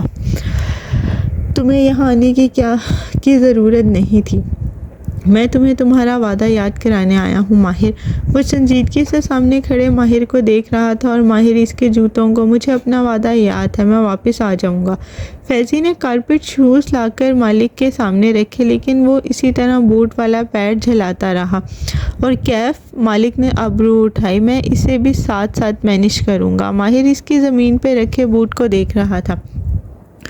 میں کیف کو بند نہیں کروں گا۔ کیف ایک فیلئر ہے، تم اس میں اپنے باپ کی کمائی جھونک رہے ہو اور اس نے تمہیں کبھی پروفٹ نہیں دیا۔ ماہر میں تمہارے لیے کیف کو بند نہیں کر سکتا، واپس آنے کا وعدہ کیا تھا، آ جاؤں گا، جیسے لاہور تمہارے کہنے پر چھوڑ دیا ہے۔ مالک چند لمحے افسوس سے اسے دیکھتا رہا۔ بیربل ٹھیک کہتا تھا، تمہیں فیری ٹیلز کی طرح ایک لڑکی کی سوئر بننے کی فینٹیسی ہے، میں کسی فیری ٹیل میں نہیں جی رہا۔ کیا تم اپنے جوتے اتار سکتے ہو؟ وہ بہت ضبط سے بولا، پلیز، اگر میں تمہیں وہاں سے نہ نکالتا تو تم واپس نہ آتے، تم اس لڑکی کے لیے سب چھوڑ کے وہیں رہ جاتے۔ افسوس، میں اپنی ماضی سے واپس آیا ہوں کیونکہ میں ایک مشین ہوں اور مجھے پیسہ بنانے میں زیادہ دلچسپی ہے۔ مالک ونگ چیئر سے اٹھا اور بوٹ سے چلتا ہوا اس کے عین سامنے آیا۔ ماہر نے دیکھا اس کے بوٹ لاؤنج کے وسط میں بچھے سفید مخملی قالین سے 1 فٹ دور تھے۔ اف، کاش تم مجھ پہ اعتبار کرنا سیکھ جاؤ، تم مجھے اپنی بیٹیوں سے زیادہ محبوب ہو۔ مالک اس کے چہرے کو دیکھ کر بولا تو انداز میں نرمی تھی۔ اس کے مالک کے بوٹ سے نظریں ہٹا کر اس کی آنکھوں کو دیکھا۔ میں ماہر ہوں اور ماہر فرید کا کوئی اعتبار نہیں کرتا، چاہے وہ اس کا بھائی ہو یا اس کے باپ کا بھائی۔ تم نے میرے ساتھ اس لیے دیا کیونکہ تم مجھے واپس لے جانا چاہتے تھے۔ اور اب اس کے چہرے کو دیکھ کے تکلیف سے کہہ رہا تھا، نہ بیربل اور نہ تم، کسی نے میرا اعتبار نہیں کیا، کاش تم لوگ کرتے۔ وہ کہتا ہے میں عشق کے روگ میں یہ کر رہا تھا، تم کہتے ہو میں انتقام کے لیے کر رہا تھا، کسی کو میری اصل وجہ پہ یقین ہی نہیں ہے۔ ماہر اگر وہ اسی قلب سے کہے جا رہا تھا، میں یہ سب اس لڑکی یا انتقام کے لیے نہیں کر رہا تھا۔ میں اس کی بھوری آنکھوں سے نمی ابھری، میں صرف ایک بھائی ہوں جو اپنی بہن کو ڈھونڈ رہا ہوں۔ سیاہ سفید لیونگ روم میں خاموشی چھا گئی، آج وہاں کسی موم بتی کی خوشبو نہیں تھی۔ میں صرف اپنی حلال ڈھونڈ رہا ہوں۔ مینٹل شیلف پہ وہ فریم اسی طرح الٹا رکھا تھا۔ ماہر مالک نے اس کے کندھے پر ہاتھ رکھا۔ وہ مر چکی ہے۔ اس نے جھٹکے سے اس کا ہاتھ اٹھایا، آنکھیں ابھی تک گیلی تھی۔ جس دن وہ مرے گی نا، مجھے یہاں سینے پہ انگلی رکھی، مجھے یہاں معلوم ہو جائے گا۔ ہم نے تمہارا اتنا ساتھ دیا جتنا دے سکتے تھے ماہر۔ مالک اب کے بولا تو اس کی آواز میں بھی غصہ تھا۔ اب جب سب کچھ ٹھیک ہو چکا ہے، جب تمہاری ماں اور حلال کی موت کو 2 برس بیت چکے تھے، تو تم ایک صبح ہم سب کی زندگیاں ڈسٹرب کر کے ہمیں وہاں لے گئے، ایک جھوٹی امید دلا کے، اور ہم نے تمہیں وہ سب کرنے دیا۔ کیوں؟ کیونکہ ماہر فرید ہمیشہ درست ہوتا ہے۔ واللہ میں ہمیشہ درست ہوتا ہوں، وہ بھی اسی کے انداز میں بولا، مگر اس دفعہ تم غلط تھے۔ تم نے اس جنون کے پیچھے اپنا فوکس کھو دیا۔ تم نے اپنی عمارت پر ٹھیک سے کام نہیں کیا، بلکہ ایک ایسا ماڈل بنایا جو عشق کے رنگ میں رنگا تھا۔ اس لیے اب ہمیں مزید مت آزماؤ، اپنے باپ کی خواہش کو پورا کرو اور واپس آ جاؤ۔ بیربل رہے یہاں، زارا رہے یہاں، مجھے کوئی اعتراض نہیں، لیکن تمہیں واپس آنا ہے۔ وہ مالک کے سامنے سے ہٹ گیا اور کھڑکی کے قریب جا کے کھڑا ہوا۔ وہ مالک کے جوتوں کی سفید قلیم پہ چلتے ہوئے نہیں دیکھ سکتا تھا۔ باہر رات کی تاریکی میں ڈوبا فاسٹ فوڈ نظر آ رہا تھا۔ کنارے پہ بندھی کشتیوں کے اندر لگے بلب چل رہے تھے۔ روشنی بھی تھی مگر اندھیرا ابھی تھا۔ تم لوگ میری فیملی نہیں ہو مالک، میں وہاں صرف کام کرنے واپس آؤں گا۔ میری فیملی حلق میں کوئی گولا سا اٹکا، صرف بیربل اور حلال ہیں۔ مالک بڑبڑایا، پھر اسے اپنے پیچھے جوتوں کے جانے کی آواز سنائی دی۔ کچھ دیر بعد دروازہ بند ہوا۔ وہ مڑا اور فیضی خانم کو پکارا، فرش صاف کریں ابھی اسی وقت۔ پھر وہ وہاں رکا نہیں، تیزی سے اپنے کمرے کی طرف چلا گیا۔ فیضی موپ سے فرش صاف کر رہی تھی جب اوپر سے آواز آئی۔ انہوں نے سر اٹھا کر دیکھا، بیربل ریلنگ پر جھکا مسکرا کر انہیں دیکھ رہا تھا۔ میرا مشین بھائی سامنے تو نہیں ہے؟ آہستہ سے پوچھا۔ نہیں۔ اور دوسری مشین واپس چلی گئی؟ وہ دبے قدموں زینے اترنے لگا۔ فیضی نے مسکراہٹ دبا کر اسے دیکھا۔ جی واو، ویسے وہ آپ کے چچا ہیں۔ چچا وہ صرف ماہر کا ہے، مجھے لگتا ہے میں ایڈاپٹڈ ہوں۔ پھر چہرے کے زاویے بگاڑ کے مالک کی نقل اتاری۔ بیربل بے شک یہاں رہے، زارا بے شک یہاں رہے، تم واپس آ جاؤ ماہر۔ مجھے تو آج تک کسی نے واپس آنے کے لیے نہیں کہا۔ کیوں؟ اب وہ فیضی کے بالکل سامنے آ چکا تھا۔ رازداری سے بتانے لگا، دراصل مالک زارا اور ماہر کی شادی کروانا چاہتا ہے، اور میں چونکہ زارا کے قابل نہیں ہوں، الحمدللہ، چہرے پر دونوں ہاتھ پھیرے، اس لیے مجھے اس سے کوئی امید نہیں ہے۔ آپ اپنے چچا کے نام سے کیوں پکارتے ہیں؟ فیضی نے اپنی الجھن سامنے رکھی۔ بیربل جواب میں ہنس دیا، گلاب کو جس نام سے پکارو وہ گلاب رہتا ہے، ایسے ہی مشین کو جس نام سے پکارو وہ مشین ہی رہتی ہے۔ فیضی بھی ہنس دی، پھر چہرے پر خفگی طاری کی۔ آپ کا بھائی آپ سے بہت ناراض ہے کیونکہ آپ نے اس کے ورک پلیس پر فضول باتیں پھیلائی ہیں۔ ارے یار، وہ جو سفید بالوں والا روبوٹ ابھی آیا تھا نا، وہ اس ورک پلیس کو بند کرا کے دم لے گا۔ چند دن میں سب اپنے گھروں میں چلے جائیں گے اور اس بات کو بھول جائیں گے۔ کار ریموٹ ہاتھ میں گھماتا وہ انہیں الوداع کہتا دروازے کی طرف بڑھ گیا۔ فیضی خانم افسوس سے اسے جاتے دیکھتی رہی۔ پھر ایک نظر انہوں نے مینٹل شیلف پہ رکھی کینڈلز کے ساتھ پڑے فریم کو دیکھا، وہ آج بھی الٹا رکھا تھا۔ چلی ویک کے ایک چھوٹے سے گھر میں صبح اتر رہی تھی۔ ابھی سورج نہیں نکلا تھا اور ہر طرف جامنی سا اندھیرا تھا۔ ماہی لاؤنج کے صوفے پہ نیم دراز بیٹھے دوپٹے لیے تسبیح پڑھ رہی تھی، اور عباد کچن میں کھڑا اپنا ناشتہ بنا رہا تھا۔ وقتاً دانے گراتا اس کے ہاتھ رکا۔ میں ابھی تک اس سائیکوپیتھ کے بارے میں سوچ رہی ہوں۔ اس کے دماغ میں ماہر فرید نہیں نکل رہا تھا، غصہ، بے بسی، اسے بہت کچھ ایک ساتھ محسوس ہو رہا تھا۔ چھوڑو ماہر، رات گئی بات کی۔ عباد نے کافی میکر کے نیچے مگ رکھا، پھر اس سے پوچھا، ناشتہ بنا دوں؟ میرے خاندان والوں نے دیکھ لیا نا، کہیں گے کتنا رن مرید شوہر ہے۔ جانتی ہو میں نے ایک دفعہ پرندے پالے تھے، آسٹریلین برڈز۔ وہ انڈے کو پیالے میں پھینکتے ہوئے کہہ رہا تھا۔ ماہی صوفے پہ نیم دراز کور سے اس کی باتیں سن رہی تھی۔ وہ بہت سے پرندے ایک پنجرے میں ساتھ رہتے تھے، سب کی اپنی ٹولیاں تھیں۔ اس نے انڈا پین میں ڈالا، شر شر کی آواز آئی اور انڈے کی مخصوص مہک سارے میں پھیل گئی۔ جب مادہ ڈولی کے اندر انڈا لگاتی، اس کا نر باہر اس کا پہرا دیتا، پھر اس کے لیے چونچ میں دانہ لاتا اور اس کے منہ میں رکھتا، پھر اس کے سر پہ چونچ سے پیار کرتا اور ساتھ ایک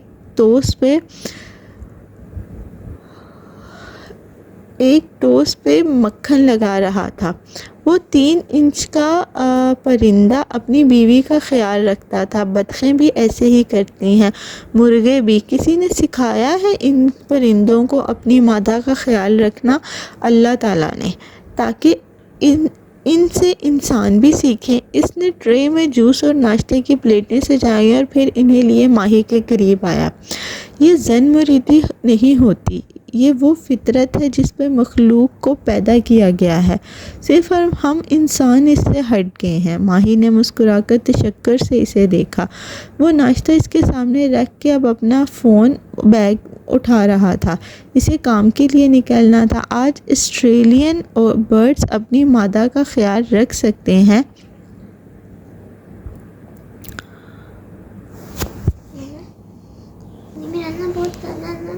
وہ دروازے تک گیا اور باہر نکلنے سے پہلے رک کر اپنی بات مکمل کی۔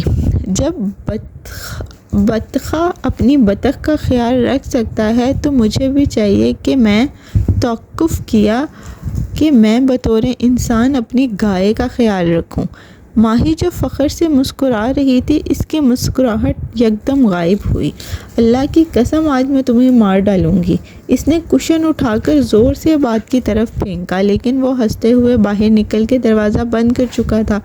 شیشے کا دروازہ لاک کرتے ہوئے اس کے صوفے پر بیٹھی غصے سے لال سرخ ہوتی ماہی کو دیکھا۔ وہ انگلی اٹھا کر اس کو اگلی پچھلی نسلوں کو کوئی وارننگ دے رہی تھی۔ عباد ہنستے ہوئے آگے بڑھ گیا۔ سامنے اس کی کار کھڑی تھی۔ دروازہ کھولتے ہوئے وہ ٹھٹک کر رکا۔ کیا نام بتایا ہے ماہی نے؟ ماہر فرید۔ وہ الجھ گیا۔ کہاں سنا ہے میں نے یہ نام؟ پھر پلٹ کے گھر کی طرف دیکھا، ماہی سے پوچھے، لیکن نہیں۔ اس وقت وہ واپس جانے کے خطرہ مول نہیں لے سکتا تھا۔ وہ کار میں بیٹھ گیا، لیکن دماغ الجھ گیا تھا۔ اس نے یہ نام کہیں سنا تھا، کسی اخبار میں، شاید انٹرنیٹ پہ، یا شاید کسی اور انسان سے۔ اسے یاد نہیں آ رہا تھا۔ استنبول کی وہ صبح جولائی کی دوسری صبح سے مختلف نہ تھی۔ دھوپ کی تپش اور ٹھنڈ ساتھ ساتھ تھی۔ ماہر اس وقت کانفرنس روم میں بیٹھا تھا، ساتھ ایک شیشے کی پیالی میں قہوہ رکھا تھا۔ چند افراد ابھی میٹنگ سے اٹھ کر گئے تھے اور وہ گرافک ٹیبل پہ پین سے کچھ ڈرا کر رہا تھا۔ وقتاً سر اٹھایا اور گردن کو دائیں بائیں اسٹریچ کیا اور شیشے کی دیواروں کے پار نظر پڑی۔ شبنم کی ڈیسک کے ساتھ بیربل کھڑا تھا۔ اس نے مسکرا کر ماہر کو ہاتھ ہلایا۔ ماہر کے لب بھیج گئے۔ شبنم، اس نے انٹرکام اٹھا کر سختی سے پوچھا، اسے کس نے داخل ہونے دیا؟ پہلی بات، وہ آپ کا بھائی ہے، ہم اسے نہیں روک سکتے، یہ غیر اخلاقی حرکت ہے۔ اور دوسری بات، وہ بہت سارا بکلاوا ساتھ لایا ہے، اور وہ بھی چاکلیٹ اور پستے والا۔ شبنم، تم اسی وقت اس نوکری سے فارغ ہو۔ اس نے برہمی سے فون واپس چٹکا۔ شبنم نے اوکے کہہ کر ریسیور رکھا اور مسکرا کر باربل کو دیکھا۔ کیا کہا مشین نے؟ مجھے نوکری سے نکال دیا۔ باربل کا منہ کھل گیا، لیکن شبنم نے اینک اتاری اور سانس کی بھاپ شیشوں پر ڈالی۔ اٹس اوکے، ماہر مجھے ہفتے میں 2-3 دفعہ نوکری سے نکالتا ہے، تم اندر جاؤ۔ پھر رومال سے اینک صاف کرتے ہوئے بولی، کیا پیو گے؟ میں ترکش قہوہ پیوں گا۔ اور ماہر اپنا غصہ۔ باربل نے ہنس کر کہتے ہوئے ٹیشو باکس سے ایک اور ٹیشو کھینچا اور آگے بڑھ گیا۔ وہ کانفرنس روم میں داخل ہوا تو ماہر کرسی پر ٹیک لگائے ہاتھ روکے اسکی کا منتظر تھا، خاموش، سنجیدہ۔ باربل نے سفید ٹیشو لہرایا اور اس کے سامنے رکھا۔ یہ کیا ہے؟ صلح کا جھنڈا۔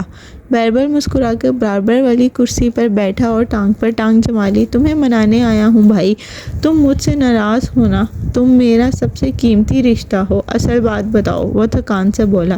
باربل نے تھوڑی کھجائی، میرے کارڈز کی لمٹ ختم ہو گئی ہے۔ اور میرا الاؤنس آنے میں 1 ہفتہ باقی ہے۔ ایک تو میرے ابا ساری جائیداد پہ تمہیں سانپ بنا کر بٹھا گئے ہیں، اس لیے پلیز یہ ناراضگی ختم کرو۔ تمہارے بینک اکاؤنٹ سے میری چھوٹی چھوٹی خوشیاں بندی ہیں۔ ماہر بے اختیار دھیرے سے ہنس دیا، پھر جیب سے والیٹ نکالا اور اس کے سامنے رکھ دیا۔ لے لو جو چاہیے۔ شکر ہے تمہارے اندر بھی انسانیت باقی ہے۔ بیربل نے مسکرا کر اس کے کارڈز دیکھے، پھر من پسند کارڈ نکالا اور اسے اپنے فون میں ڈالنے لگا۔ میں ابھی تک تمہاری معذرت کا منتظر ہوں۔ یار، بیربل بد مزہ ہوا۔ کارڈ موبائل میں ڈال چکا تھا، سو اس کا والیٹ واپس کرتے ہوئے منہ بنایا۔ یہ لوگ تمہیں سائیکوپیتھ کہہ دیتے ہیں، تمہیں فرق نہیں پڑتا، اور اتنی سی بات پر تم خفا ہو گئے ہو۔ ویسے بھی مالک نے یہ آفس جلد بند کروا دینا ہے، سب اس بات کو بھول جائیں گے۔ ماہر سر جھٹک کے کھڑکی سے باہر دیکھنے لگا۔ ویسے میں تمہیں مس کروں گا، کاش تمہیں کشمالہ کچھ بتا دیتی تو تمہیں واپس نہ جانا پڑتا۔ اس ذکر پر اس نے کرب سے آنکھیں بند کر لی اور 2 انگلیوں سے ناک کی ہڈی مسلنے لگا۔ مالک ٹھیک کہتا ہے، میرے باپ کی جگہ مجھے ہی سنبھالنی ہے، اسے کوئی اور نہیں سنبھال سکتا۔ میں کب تک بھاگوں گا اس شہر سے، اس کے لوگوں سے؟ مجھے تو کبھی نہ کبھی اس برائے نام بھی واپس آنے کے لیے نہیں کہا۔ اب تو میں نے جیلس ہونا بھی چھوڑ دیا ہے، وہ جلے کٹے انداز میں کہہ رہا تھا۔ ماہر مسکرا کر اسے دیکھے گیا۔ بیربل کا کوئی علاج نہ تھا، حالانکہ میں بھی قاسم فرید کا بیٹا ہوں، لیکن بیربل کو کوئی پیار نہیں کرتا۔ ظاہر ہے جب بڑا بھائی اتنا کامیاب ہوا، اس کا اتنا اعلیٰ کیریئر ہو، تو چھوٹے بھائی کو سب نظر انداز کر دیتے ہیں۔ ماہر جو مسکرا کر اسے دیکھ رہا تھا، اس کی بات پر اس کی مسکراہٹ چمٹی۔ ایک دم وہ سیدھا ہو کے بیٹھا۔ کیا کہا تم نے؟ وہ چونک کے اسے دیکھنے لگا۔ بیربل رکا اور نہ سمجھی سے اسے دیکھا۔ مذاق کر رہا ہوں یار، میں تم سے کبھی جیلس نہیں ہوا۔ ماہر نے ہاتھ اٹھا کر اسے خاموش کرایا۔ اس کا دماغ تیزی سے چل رہا تھا۔ جب بڑا بھائی اتنا کامیاب ہو، اس کا اتنا اعلیٰ کیریئر ہو، تو چھوٹے بھائی کو سب نظر انداز کر دیتے ہیں۔ وہ بڑبڑایا۔ اب تم میری فیلنگز ہرٹ کر رہے ہو ماہر۔ جاتے وقت سلیم کا کہا گیا فقرہ کانوں میں گونجا۔ ماہی باجی سب جانتی ہیں، انہیں سب کی خبر ہوتی ہے۔ اس کی بہن، اس کی چھوٹی بہن۔ وہ بڑبڑاتے ہوئے سیدھا ہوا اور اس کی بورڈ انگلیاں چلانے لگا۔ کیا ہوا ماہر؟ بیربل اب فکر مند ہوا۔ میں نے یہ سب کیوں شروع کیا تھا؟ کیونکہ اس نے مجھے کہا تھا کہ حورِ جہاں کی بیٹی حلال کے بارے میں جانتی ہے۔ میں نے پوچھا وہ کون ہے؟ اس نے جواب میں کہا تم اس لڑکی کو جانتے ہو، اور میں نے سوچا کہ میں نے حورِ جہاں کا نام کہاں سنا ہے، اور یاد کرتے ہوئے کی بورڈ پہ انگلیاں چلا رہا تھا۔ پھر مجھے یاد آیا کہ جو البم مجھے ملا تھا، اس میں اس لڑکی کی تصویر کے پیچھے حورِ جہاں کا نام لکھا تھا۔ ہاں، اسی لیے تم کشمالہ کے پیچھے گئے تھے؟ ہاں، کیونکہ میں سمجھا وہ البم والی لڑکی کی بات کر رہا ہے۔ میں کسی دوسری حورِ جہاں کی بیٹی کو نہیں جانتا تھا، اس لیے جب مالک نے بتایا کہ اس کی ایک بہن بھی ہے کینیڈا میں، تو میں نے اسے نظر انداز کیا۔ جب بڑی بہن ایک کامیاب کیریئر کی مالک ہو، سامنے ہو، دور بیٹھی چھوٹی بہن کو سب نظر انداز کر دیتے ہیں۔ تم کیا کہہ رہے ہو؟ یہی کہ میں غلط نہیں تھا، میں صرف غلط بہن کے پیچھے گیا تھا۔ اس کی آنکھیں چمک رہی تھیں۔ مجھے مالک نے اس کی بہن کی معلومات دی تھی، یہی کہیں کسی فولڈر میں تھی۔ میں نے غور نہیں کیا، کیونکہ ماہر فرید ایک چیز کے پیچھے آبسیسڈ ہو کے باقی سب کو نظر انداز کر دیتا ہے۔ بیربل جتا کے بولا، یہ رہا۔ بالآخر اس کا وہ فولڈر مل گیا۔ بیربل اس کے ساتھ جھک کر اسکرین کو دیکھنے لگا۔ وہ ایک پاسپورٹ کی بلیک اینڈ وائٹ مدھم سی تصویر تھی۔ اس پہ ایک اسکارف میں ملبوس لڑکی کا چہرہ آ رہا تھا۔ اس نے شاید یہ پہلے بھی دیکھی تھی، لیکن لوگ اپنے پاسپورٹ کی تصویر جیسے بھی لگتے ہیں ہوتے ہیں، لیکن لگتے نہیں ہیں۔ اب کہ اس نے غور سے نام پڑھا، مبینہ مبین۔ وہ سب اسے ماہی کہتے ہیں۔ میں نے اس کا اصل نام پہ دھیان نہیں دیا۔ وہ بالآخر مسکرایا۔ حور جہاں کی وہ بیٹی جو حلال کے بارے میں جانتی ہے وہ کشمالہ نہیں تھی۔ اس نے اسکرین کی طرف اشارہ کیا، وہ یہ لڑکی تھی، حور جہاں کی دوسری بیٹی۔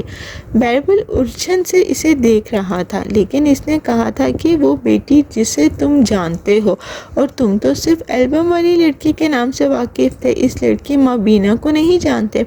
کس نے کہا میں اسے نہیں جانتا؟ اس نے مسکرا کے فون نکالا اور کانٹیکٹ لسٹ کھولی۔ اس کی انگلیاں ٹائپ کر رہی تھی 1 and 50، 50 میں سے ایک۔ 1 and 50 کے نام سے محفوظ کردہ ایک نمبر سامنے آیا۔ ماہر نے انٹرکام اٹھایا اور شبنم سے کہا کہ وہ نمبر پہ واٹس ایپ کال ملائے۔ وہ اپنے فون سے کال نہیں ملانا چاہتا تھا۔ بیربل سمجھ نہیں سکا کہ کیوں، وہ بس نہ سمجھی میں اپنے بھائی کو دیکھے گیا۔ وہ ایک دم پرجوش ہو چکا تھا۔ ماہی کھانے کے برتن کاؤنٹر پر لگا رہی تھی جب موبائل بجا۔ یہ عباد کے آنے کا ٹائم تھا۔ اس نے مصروف سے انداز میں موبائل اسکرین دیکھی۔ کسی دوسرے ملک کا کوڈ تھا، اس کے ہاتھ صاف نہ تھے، سو احتیاط سے انگلی سے کال کانٹیکٹ اور اسپیکر آن کر دیا۔ کینیڈا میں دیسی لوگ ایسی اسپام کالز کرتے تھے، اسکائپ وغیرہ سے، اور اسکام کرنے کی کوشش کرتے، بینک اکاؤنٹس نمبر مانگتے۔ ٹیکنالوجی اور نابلڈ بوڑھے گورے گوریاں اکثر ان کے چنگل میں پھنس جاتے تھے۔ اسے ویسے ہی صبح سے عباد اور ماہر فرید پہ بہت غصہ چڑھا ہوا تھا۔ اس نے طے کر لیا تھا کہ وہ ان دونوں کا غصہ اس دیسی اسپام کالز پر نکالے گی۔ ہیلو، پھاڑ کھانے والے لہجے میں کہہ کے وہ پلٹنے لگی۔ مابینہ مبین، مردانہ آواز اسپیکر پر گونجی۔ اسی وقت ماہر عباد کی کار رکتی دکھائی دی، لیکن ماہی کا اس طرف دھیان نہیں تھا۔ یس، کون؟ اپنا نام لینے پر وہ حیرت سے پلٹی۔ میں ماہر فرید بات کر رہا ہوں۔ وہ بے چینی سے گھومی، پلٹی، گرتے گرتے بچی۔ منہ سے کمبخت نکلنے ہی لگا تھا۔ واٹ؟ اس کا چہرہ سرخ ہوا، زور سے پلٹی رکھی اور گھوم کے فون تک آئی۔ اس کی اتنی مجال! ہیلو ماہی، وہ غالباً مسکرایا تھا۔ ماہی، مائی فٹ۔ اس نے دانت کھچکھچائے، چہرہ غصے سے تمتمانے لگا۔ تمہاری ہمت کیسے ہوئی تم مجھے کال کرو؟ عباد گلاس ڈور کے باہر کھڑا لاک کھول رہا تھا۔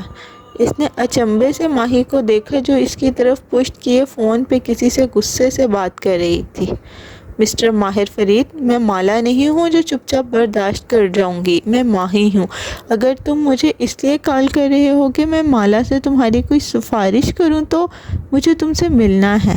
میں وینکوور آؤں گا۔ تم بتاؤ کب آؤں؟ اس کا لہجہ بے تکلف تھا۔ اندر آتا عباد ٹھٹک کے رکا۔ ماہی کی بھی آنکھیں کھل گئیں۔ اس کی اتنی مجال! او ہیلو مسٹر، یہ پاکستان نہیں ہے جہاں میں چپ چاپ تمہیں استنبول کا ٹکٹ کٹوانے دوں گی۔ اگر تم میرے شہر میں آئے تو میں کھڑے کھڑے پولیس بلوا لوں گی۔ لیکن جب تم میرے شہر میں آئی تھی تو کیا میں نے ایسے تمہارا استقبال کیا تھا؟ وہ جہاں تھی وہیں رک گئی، ساکت، متخیر۔ عباد بھی اس کے عین عقب میں رک گیا۔ کیا؟ ماہی نہ سمجھی سے کہا۔ میں لوگوں کے نمبرز ان کے نام سے محفوظ نہیں کرتا، اسی لیے تمہارے نمبر کا نام میں نے 1 and 50 رکھا ہوا ہے۔ ماہی کا سانس جہاں تھا وہیں رک گیا۔ اسے لگا وہ ہل نہیں سکے گی۔ 1 and 50؟ یاد آیا میں کون ہوں؟ نہیں تو میں بتاتا ہوں، وہ سنجیدگی سے کہہ رہا تھا اور اس کی آواز ماہی کے گھر میں گونج رہی تھی۔ میں ماہر فرید ہوں اور میں اپنا وقت اور پیسہ کبھی کسی ایسی جگہ خرچ نہیں کرتا جہاں سے مجھے فائدے کی امید نہیں ہوتی، اور تمہارے اوپر مابینہ مبین میں نے بہت کچھ خرچ کیا ہے۔ اب مجھے تمہاری مدد چاہیے۔ بتاؤ میں تمہارے شہر وینکوور کب آؤں؟ وہ بالکل سفید چہرے لیے سن رہی تھی، لب کھلے کے کھلے رہ گئے۔ 1 and 50؟ ناممکن۔ پیچھے کھڑا عباد خاموشی سے آگے آیا۔ ماہی گمسم سی عباد کو دیکھے گئی۔ اس نے سنجیدگی سے فون اس کے ہاتھ سے لیا۔ میں ماہر کا شوہر عباد بات کر رہا ہوں، ماہر فرید صاحب۔ ماہی سانس روکے سے دیکھ رہی تھی، پلک جھپکے بنا۔ ہم وینکوور میں نہیں رہتے، ہم اس کے قریب چلی ویک میں رہتے ہیں۔ آپ جب چاہے یہاں آ سکتے ہیں، ہمارے گھر کے دروازے آپ کے لیے ہمیشہ کھلے ہیں۔ تھینک یو آباد، اس نے مسکرا کر فون رکھ دیا۔ ماہی ابھی تک شیل تھی، اس نے اسے گھر بلا لیا۔ مجھے یاد آ گیا تھا، یہ وہی آدمی ہے، وہ واحد امیر آدمی جس کو تم دنیا کا سب سے مہربان آدمی کہتی تھی۔ آباد سنجیدہ تھا، اور اگر یہی مالا کا کیف ہے تو مالا اس کے بارے میں غلط ہے۔ میں اپنے گھر کے دروازے اس شخص پہ نہیں بند کر سکتا جس نے میری بیوی پہ ایک دفعہ نہیں 2 دفعہ احسان کیے ہوں۔ ہم اس سے ملیں گے اور اس کی بات سنیں گے، وہ حتمی لہجے میں کہہ رہا تھا۔ کانفرنس ہال میں بیٹھے ماہر کے ریسیور رکھا اور دیکھا۔ بیربل کے لب ابھی تک حیرت سے کھلے تھے۔ وائی بے، تم اس کی بہن کو کیسے جانتے ہو؟ مالک کو میرا پیغام دینا، میں واپس نہیں جا رہا کیونکہ مجھے کچھ مل گیا ہے۔ میں اپنی بہن کو پھر سے ڈھونڈنے نکل رہا ہوں۔ وہ کوٹ کا بٹن بند کرتے ہوئے اٹھا تو بیربل ساتھ ہی کھڑا ہوا۔ مگر تم اس کی بہن کو کیسے جانتے ہو؟ ماہر ہلکا سا مسکرایا۔ بہت دن بعد وہ اپنی جھون میں واپس نظر آ رہا تھا۔ کیونکہ میں ایک بزنس مین ہوں اور کبھی کبھی میں کچھ کریزی قسم کی انویسٹمنٹ کرتا ہوں، چیزوں پہ نہیں، انسانوں پہ۔ میرے باپ نے مجھے سکھایا ہے کہ انسان پہ کی گئی انویسٹمنٹ کبھی نہ کبھی کام آتی ہے۔ پھر اس نے اسکرین پر کھلی پاسپورٹ پکچر کی طرف اشارہ کیا۔ یہ لڑکی میری ایک انویسٹمنٹ ہے اور یہ ہلال کے بارے میں جانتی ہے۔ کیسے، کیوں، مجھے نہیں معلوم، لیکن میں اپنی بہن کو واپس ضرور لاؤں گا۔ مالک کو بتا دینا۔ وہ اس کا کندھا تھپک کے آگے بڑھ گیا اور اس کا رخ اپنے آفس کی طرف تھا۔ اندر آتے ہی وہ سیدھا میز تک آیا اور الٹا رکھا فریم سیدھا کیا۔ وہ ایک بھوری آنکھوں والی 9 سال کی لڑکی کی تصویر تھی۔ اس کے بال بیربل کے جیسے گھنگریالے تھے اور اس کے گال میں ایک ڈمپل پڑتا تھا۔ تصویر کے کونے میں قلم سے لکھا تھا، لالی۔